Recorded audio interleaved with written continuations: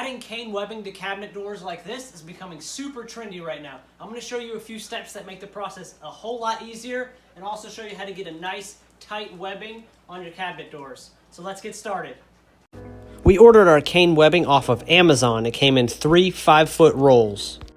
The first step to getting a nice tight fit on your cabinet doors is to soak the cane webbing in warm water. We just put the entire roll in and let it soak for 30 minutes. This causes the cane to absorb water and expand. This step is crucial for getting a nice tight fit on the final product because after we attach the cane to the cabinet doors, the cane will dry out, losing the water inside, causing it to stretch and pull super tight. When it's done, you'll notice it has a little more flex in it. So then we let it dry out just for a minute so it's not soaked, and we go to our cabinet doors and start attaching. We're using a staple gun with 1/4-inch long staples to attach to the back side of the cabinet doors. When you're attaching this, make sure that your pattern lines up all the way down. Don't be too concerned at this point with pulling the cane too tight when attaching it.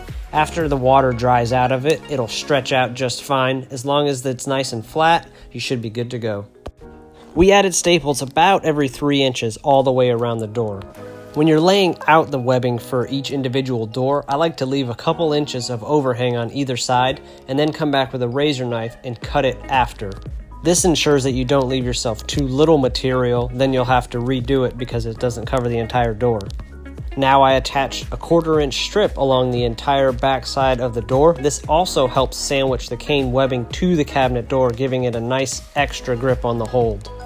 Now we'll leave the doors to sit overnight so that the water that was absorbed earlier will dry out and the doors will pull nice and tight. The next morning we do a little touch-up paint to the 1/4-inch strip on the inside of the doors. We add the doorknobs, the hinges, and get the doors mounted, and we are left with some nice professional looking cabinet doors. As always, thank you so much for tuning in. Don't forget to subscribe so you can keep up with our weekly DIY builds, our tips, tricks, and how-tos.